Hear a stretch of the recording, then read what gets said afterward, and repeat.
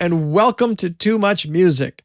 I'm Greg. And I'm Alison. And we are here to talk to you about music. Actually, what we're really doing is having kind of a private conversation about music and our own musical journeys and inviting you on to listen. Yeah? Yeah. Somebody sitting in their spaceship. Sitting in their studio spaceship, their big sky, world of imagination, grasping at the ideas as they float on by. I think that's kind of where I want to go actually today, is to talk a little bit about, so we're all inundated with just an absolute garbage truck full of input, of chaos, social shenanigans. I'm trying to keep my language clean. Just a complete shit show. Good luck. And out there, and it's coming at us. It's coming at us hard and fast, and it's also on YouTube and on in podcast land. Like, people are just obsessed with. Oh my goodness, folks who are not watching, we just witnessed a very, very, very cute, unbelievably cute young puppy face just show up on Alison's screen. That's Pepper.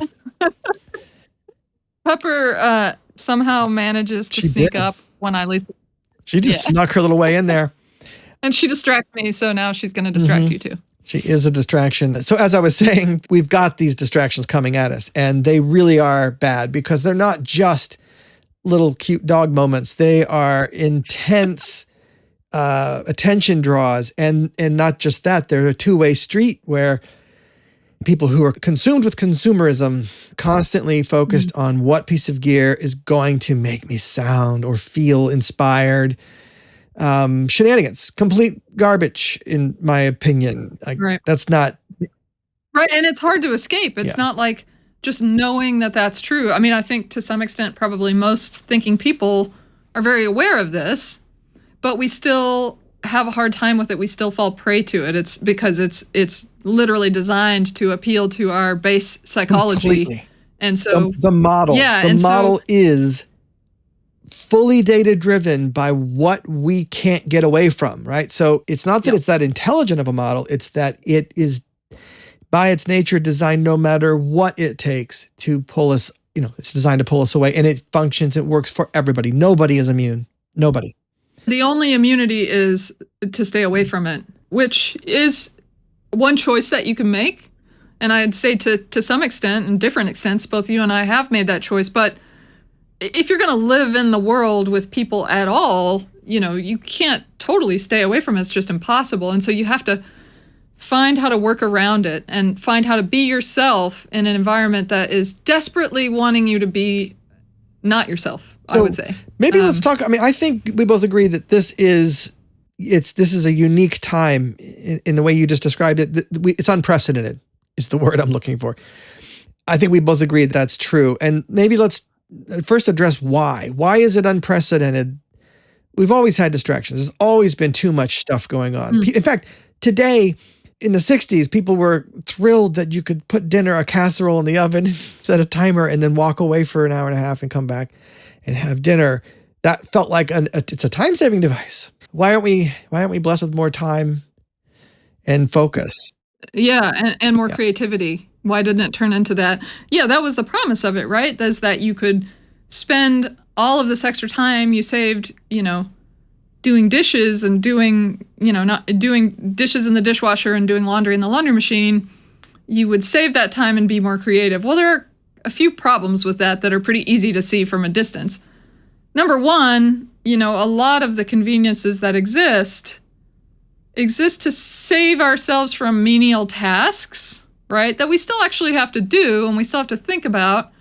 And those menial tasks aren't actually taking our brain power away, right? So if you're doing the dishes by hand, which of course a lot of people still do, maybe you hate doing the dishes by hand, maybe you don't, but what it doesn't do is take your brain away, right? You can still think about other things while you're doing the dishes. That's kind of the definition of menial labor, right? It doesn't require your mind.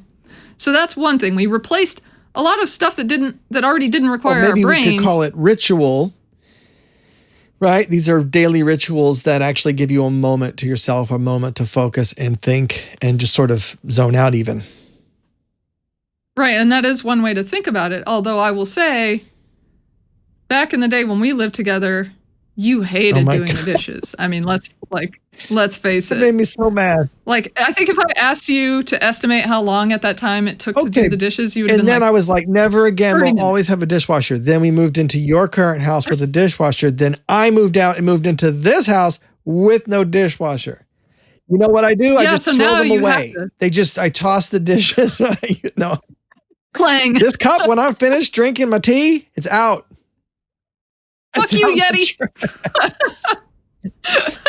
It's expensive, but my God, what a time saver. Oh my God, nope. Okay, so that's thing one, and that's simple. But I think the other thing that's important to note is that what we have now is machines that are not, dumb machines. We're not replacing menial labor. What we have now is machines offering to help us with our mental work, right? Or take it over. And this has been true for a long time. This is not, it sounds like I'm talking about LLMs and AI, and I am, but not only that, right? I think about things like Google Maps a lot and Google Calendar. In fact, the whole fucking G Suite can eat me, because all it's doing is telling me, oh, let me take that off your plate, and then just sucking my information right? And then pinging you with, oh, here's what you got to do. Here's what you got to think. What about this? Do this. And most importantly, because of the way that these things work, you're getting now a lot of other inputs that you didn't ask for based on the stuff you gave it, the stuff you put in. Right. So these things, as opposed to the innovations of the 60s, the time-saving efficiencies and innovations of the 60s, these things are actually removing my agency by design. The time-saving devices of the 60s were designed to give you more agency. And that's how they sold them, right? They were, a modern phone, a kitchen phone, these conveniences, like they are going to make your life better. And they kind of did, right? And so that paradigm of selling things based on convenience became a very obvious thing to do. I would say even that in some ways we took the ideas of connectivity, let's say, that the kitchen phone provided, that we pulled down from our boomer parents, and we still have those in our mind. Like, we need Facebook to be connected. We're still thinking about it in that way, but that's not what Facebook is. It's not a phone. It's not a way to stay connected. It's actually just a way to get stuff thrown at you and being told, and again, taking your agency, as you said, that's very well put, removing your agency and telling you what to think about next. Yeah, what's the next thing that I'm to do? Right. And not only that, because it is social in a way, I don't believe it's truly social, but because it does connect you with other people, you're watching other people, they're watching you. It's voyeurism. Voyeurism is not social, but that's what these social media sites really are. I'm watching this person and they're watching me. We're not with each other. And, this is a bit of a tirade. I could go on about this for a very long time, but I think the thing that relates to the creativity conversation is this idea that your mind is now being pinged, as you said, being inundated by different inputs that are taking away whatever's going on in there, right? Because our mind can only, at least consciously, only do so many things at once, really one thing at a time. And if you have something constantly interrupting that process, it's like, we talked about Linux audio, we talked about real-time kernels, right? It's almost the same thing. Like, if you have a stream going through your mind and something just pops in and interrupts it every 5 seconds, every 5 minutes, whatever it is, depends on how you have your life set up, boy, you're going to have a hard time, actually living in time. And that's, I think, what's required to be in a creative flow. To me, the central concept for me is time, because I think that concept of flow and of time moving in a certain way is what allows your mind to go deep, right? You have to go deep to get into these places to really be yourself and to really create. There are many things that fall off from that. So you talked about being voyeuristic, but there's an intent. You're aware you're being watched. Okay, so just as we are right now. But what that means is you don't act and say exactly what you would normally, and you don't imagine that practice is something you can do. You can't fail at practice. We both taught at the university, and I remember in oral skills, I know you'll know where I'm going with this, when you're doing an oral training, ear training class, and you get people so people wouldn't go and practice on their own, where they could just fail and fuck up and it wouldn't make any difference. Instead, they try to practice in front of the class, or when they have to do the thing, in front of people. And anyway, it's a different experience if you don't allow yourself to fail. Now, that said, you can also get stuck in a practice room too long, where you can fail all over the place, and you then begin to learn to never figure out how to cover up mistakes. And to do that, you actually have to get on the stage and wing it and see what you can do to not sound like a fuck up when you do fuck up. You want the audience to not know. That's so interesting, that relationship between the public and the private. And I think that is something that we really are out of balance on right now. And it's not like, we have too much of one or too much of the other. It's that those words don't mean the same thing anymore. Private and public, almost by definition, aren't the same as they were prior to social media in particular. And I think that is a huge fucking problem, given that these are evolutionary topics, right?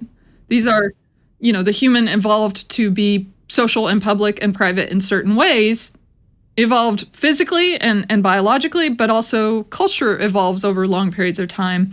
And all of a sudden you just cut those things in half. Right? You cut those concepts in half and you change them drastically and expect people to just be fine, right, with it. And we're not fine with it. We still have those old patterns embedded in us.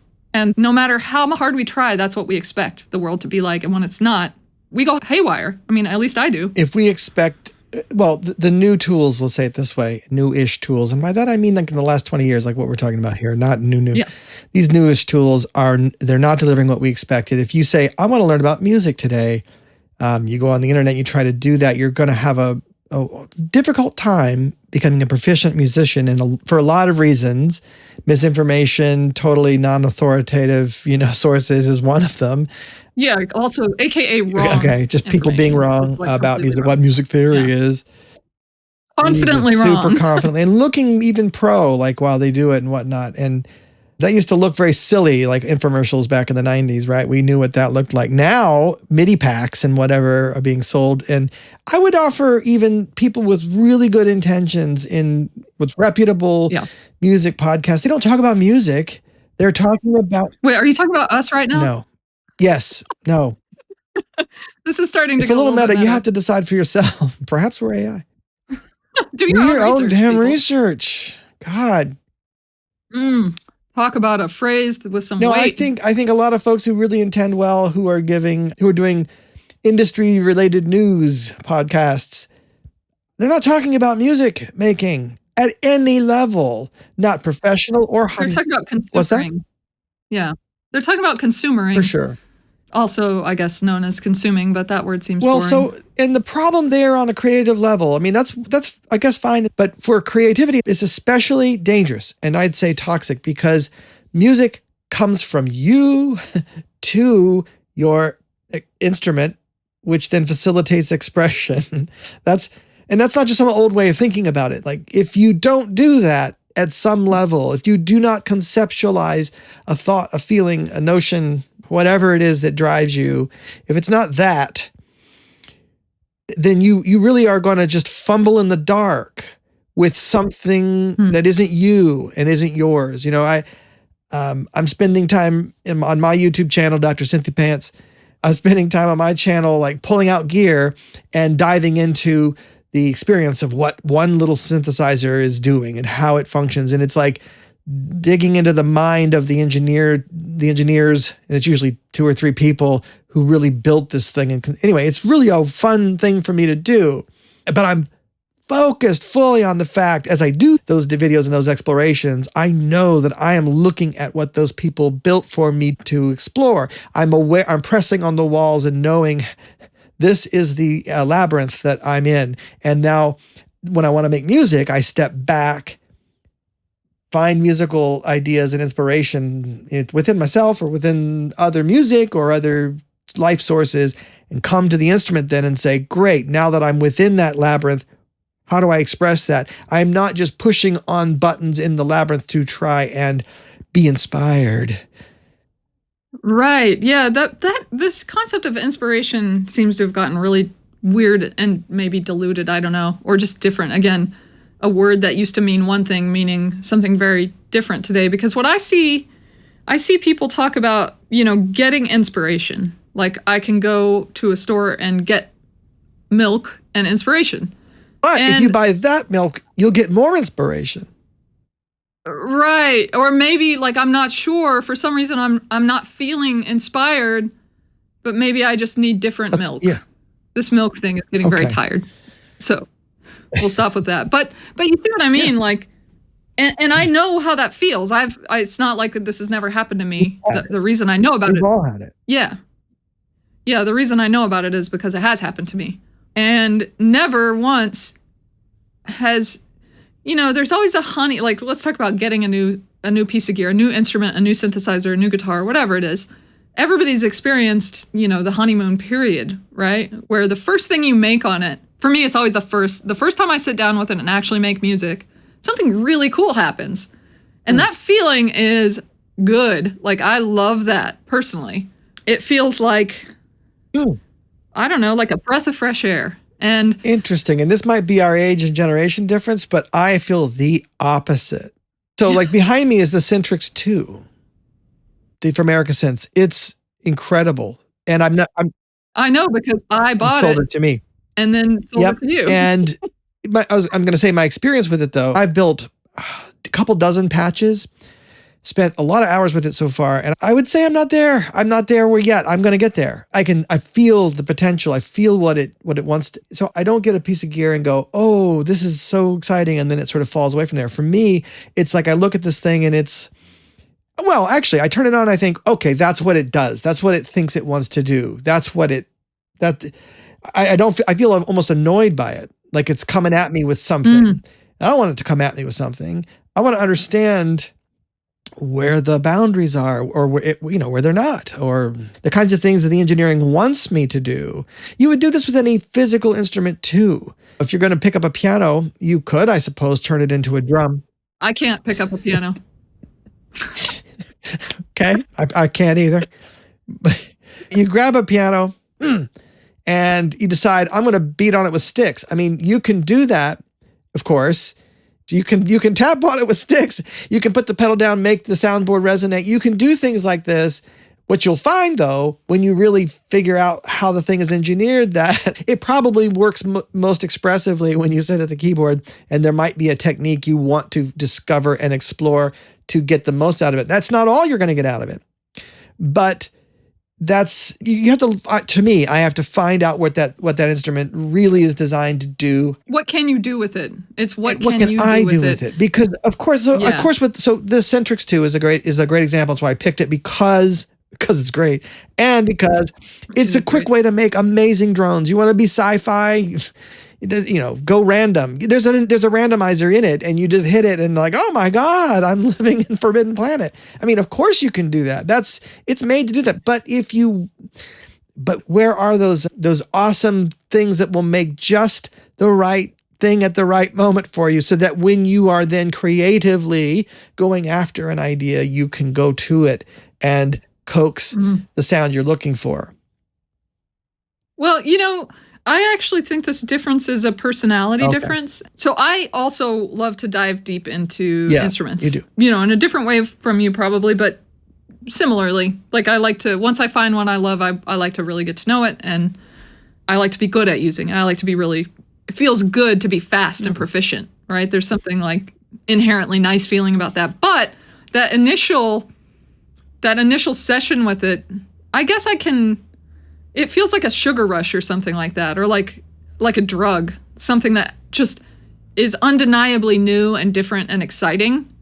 And but this is where it gets interesting with regard to creativity, because that's something coming at me, right? It's coming and hitting me like in the face, in the ears, with something that I don't recognize, and I like for me, novelty is one of the greatest things in the world. I love change. I've had a very difficult time being a grown-ass adult because I'm not moving all the time. Like, I used to move all the time when I was young. Every 6 months at least. I mean, I was moving all the time. And it was, looking back, what I realized is that I always was feeling like, oh, I need something new, like to hit me. You know, it just feels good for me. And so I think getting a new synthesizer kind of tickles that for me. But that doesn't last very long, right? And so you're still left in the same place. It doesn't matter whether you enjoy that or not. You're left in the same place of like, now what do I do? So something interesting. I don't know a lot about pop music, as we have covered many a time on this podcast, but I hear things and I remember them. And you mentioned there's this artist called Fortet, whatever the hell their name is, and their real name is. And here's the thing. You mentioned to me that you read something about their studio and what they basically said. This is a game of telephone, a kitchen phone. So Fortet was essentially somehow said, hey, I get a piece of gear, I dive in and I find this thing it does, and then I throw it away. Well, what he said, what I remember is he said, if I use it, and he's obviously makes his living, he's a pretty famous electronic musician and makes his living that way. And he said, if I'm interested in something, I will just buy it, because even if I only use it, there will always be something that I can use.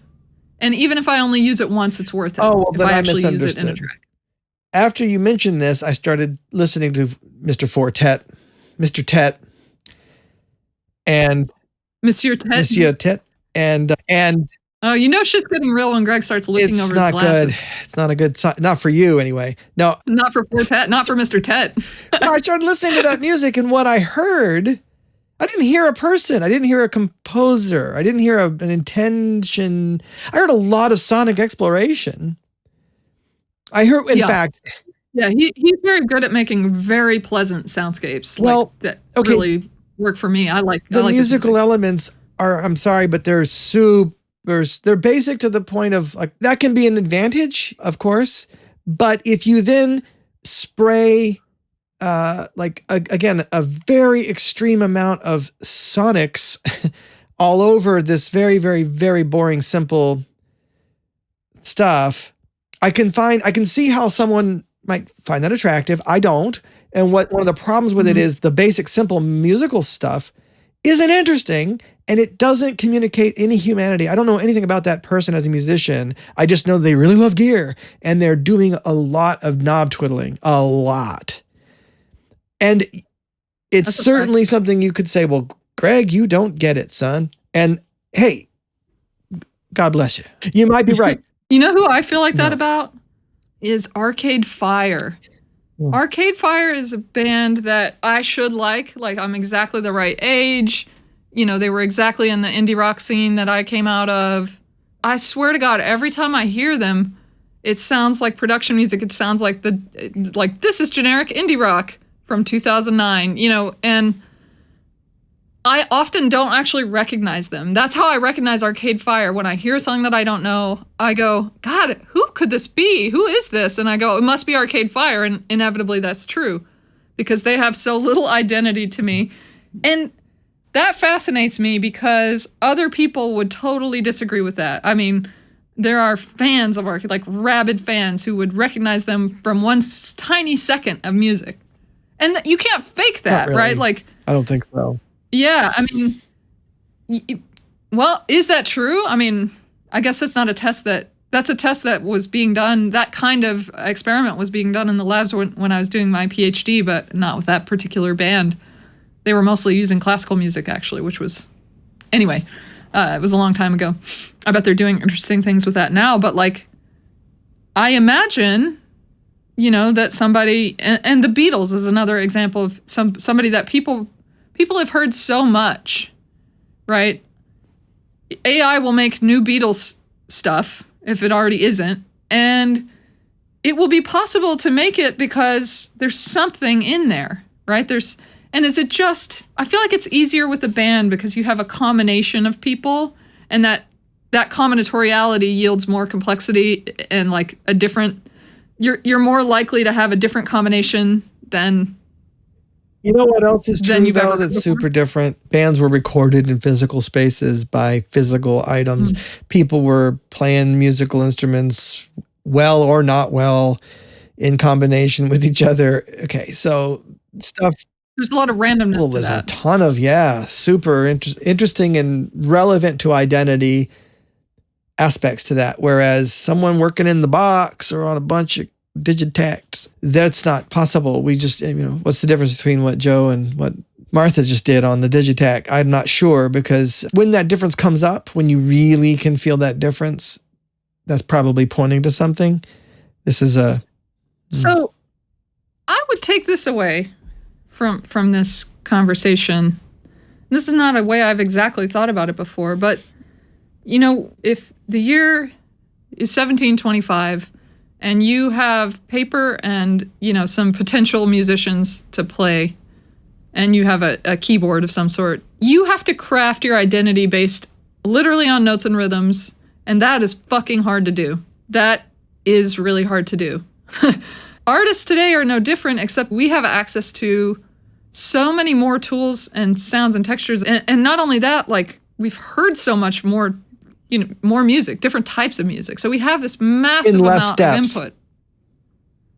In less depth, right? So Mozart would have known everybody making music in Europe in that scene. He was totally familiar with all that music. Not would be, he was. This is known. Like and he was very rare in would, that, because he traveled so much. Most people did not. Right, and that was probably a huge boon to him. I mean, That's I'm sure well he stole idea after idea. Yeah. So, but today, I think this is, again, a case where, I'll say consumerism, but really just abundance. Having that overabundance of inputs actually ends up, you think it's going to make it easier to create an identity because there are so many different combinations. But identity is not just different combinations, right?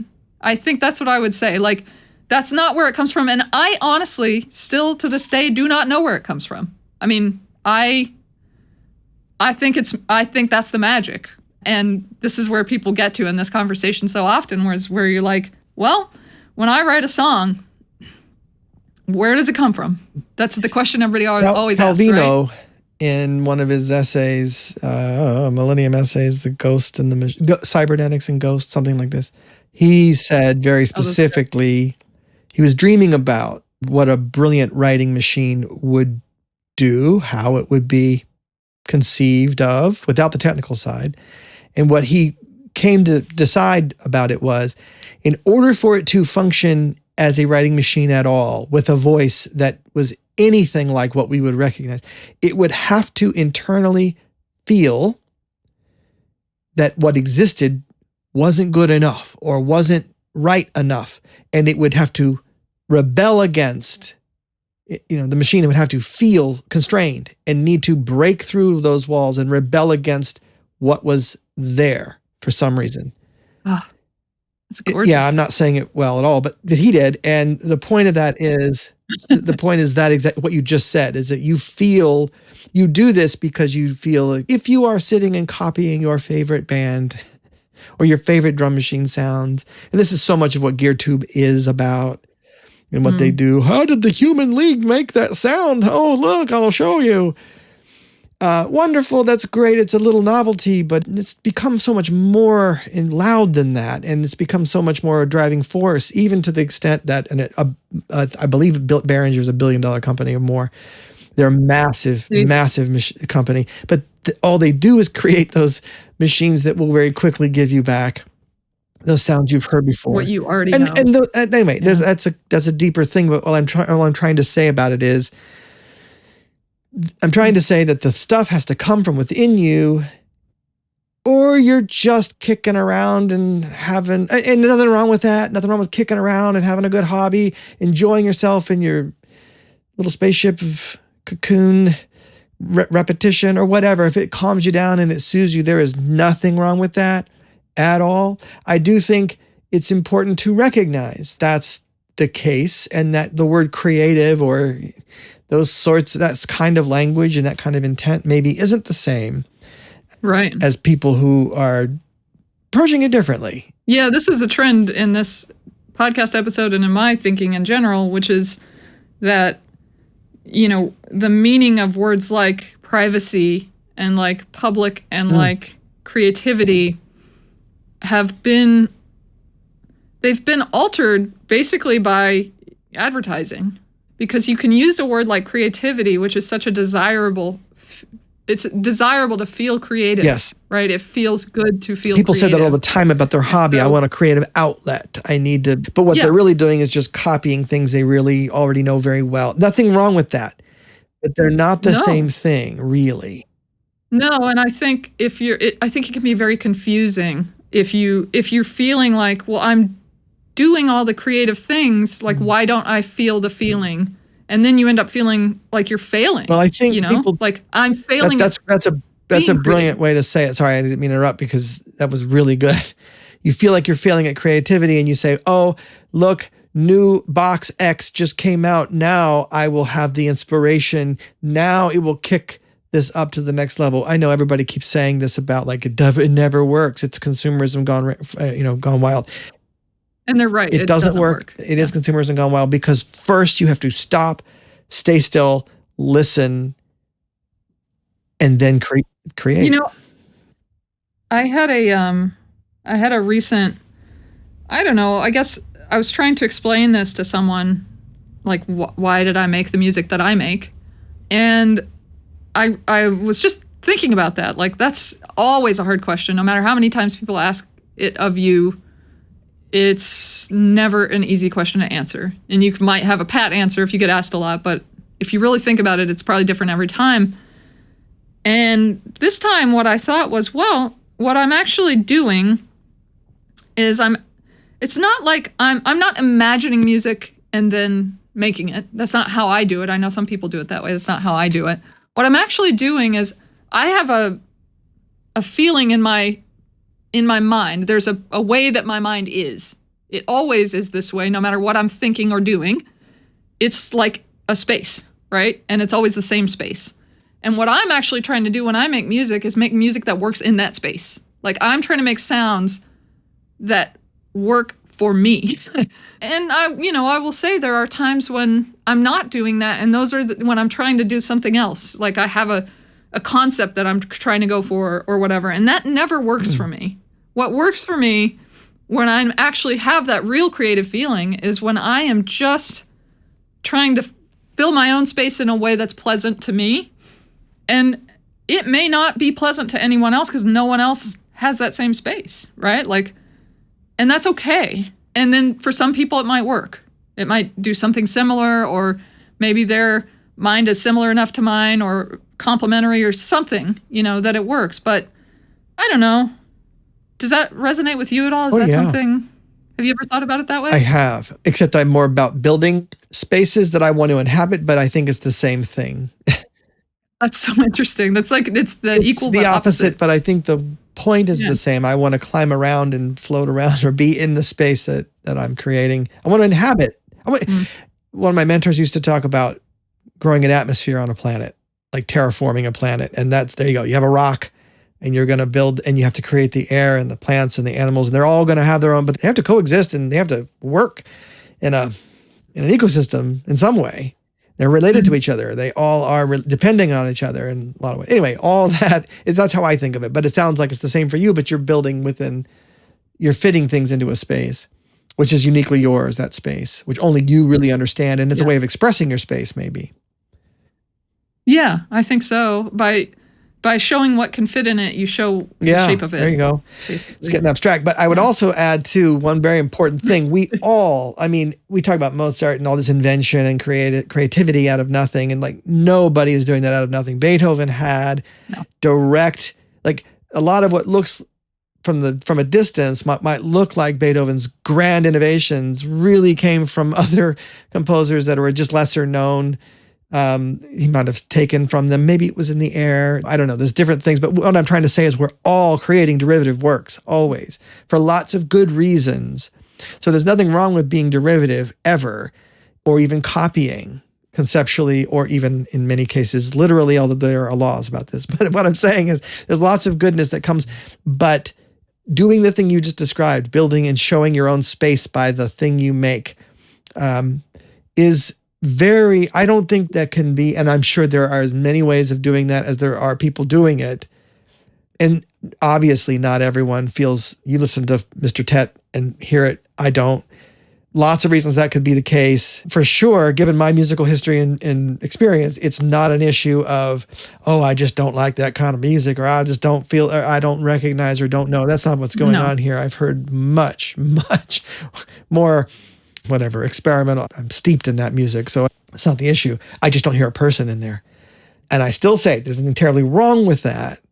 There's lots of production music you mentioned. Most of the music we really encounter is going to have it's designed not to have identity. A person, feeling there. Yeah. But, well, and this is where, a conversation about what current incarnations, particularly LLM type AIs and current incarnations of what they call artificial intelligence are not capable of this. Correct. I mean, I don't know that, because I'm not sure you can imitate it. It's not combinatoriality. It has to emerge by itself. Preach. And that's not something it's not something machines can do. And that's not to say, I think they will replace 99% of music that I don't care about anyway. Well, I would go a little deeper and say so these AI tools that do little bits of this kind of thing are going to become the standard in DAWs. They're going to be built into your tools. All of your plugins already, many of them have this already at some level. They're going to be everywhere in your tools. They're going to be really marketed and designed to help people to help people create more generic music faster. But ultimately, they're going to become insidiously in your tools. They're not going to be in my Yamaha CS30 or my Korg MS20. They are never going to be in there. So I get control and say over these guys, but they will be in these other tools, even in hardware sense, because they're basically little Linux boxes anyway. Yeah. They'll end up in there. But I would just say as a warning, I think that's a dangerous thing to do. It could be fascinatingly interesting. If you don't have to know what they're doing, you have to know a lot about the results of what they create. You see what I mean? You have to know how to manipulate them in the ways that are going to make the thing yours. Okay, there we go. Thank you. Good. But if it's producing a finished piece of music, then there's not much room for that. No. No, I'm talking about literally tools that'll no come room up in professional production suites. Yeah, it starts to feel a little bit like you're, doing a light bright or whatever, where like you're just putting little pins and, the colored pins in the socket, but there are only, 700 pixels, and 13 colors. You're going to end up with something that looks like that. Yes, limited colors, limited number of pixels to do, and you will always, so everybody's derivative, as you say, the palette, and I'm afraid that a lot of the modern tools will begin, and they already are, they are beginning to limit what that could even be considered to be yours. And like, come on. Yeah, I mean, there hasn't been a new musical style really that's not pastiche in pop music for a very long time. It's been, the sound has been getting different because the tools are evolving and getting smarter. And the, the brightness of it all is just so intense now. And I mean, I can't even imagine. I think if I heard, today's pop music 20 years ago, I would have felt like my ears were bleeding a little bit, because it's very intense sounding, hyped, I would say. And in a way that only really crazy digital tools can do. Like a person would never do it. And, again, that's really more about attention than anything, because that's the conception of this stuff. It's like you have an identity if you can immediately capture people's attention and make them look at you. Or you might say, you and I are coming to this from the perspective that we care about the music of it, where people making these things and people consuming them care about the productizing of it. They care about how fit that product is for them. And so that it might just be that really is the best fit as a product. And those things really are the best way, the attention grabbing, the brightness, whatever, that those things are. There's always a tension and a war, the loudness war, the brightness war, the hyped, whatever. All of that might actually be a very real measure of a certain kind of quality of success from a product point of view. But you and I are coming from this position of, we care about musical innovation. Art. Yeah, which I think a lot of people do. So Yeah. Well, I hope so. And I think there's a very fine chance that things have gone a little too far in that direction, and a lot of people are sort of going, "Oh, shit. Maybe this is not exactly what I want, for my life." I know that's what's happened to me. I was kind of going along for the ride for a while, and at some point it just went too far for me. And there was just too much craziness coming into my brain, and I just had to step back, and say, I don't want to do things like this. This doesn't feel human to me. Whatever tools we may end up using, I think it's important that we always, if we care about music and musical identity and saying something human to another human, I do think it's really important that we keep these ideas in mind, that we're aware of where those boundaries are for us, right? Because it is an individual feeling. But I think these are things important to talk about, and keeping the focus on, and maybe talking more about what it really is to make music that means something to you. I think that maybe, I hope that's something we all do more of. Yeah. Yeah, absolutely. And with that, I'm feeling like maybe I want to go. Yeah, starts right here with us in our studios. Let's go do it. Let's make some more music All right. in a world with too much music. Yes! Goodbye, All right. everyone! We'll see you. Till next time. Bye-bye.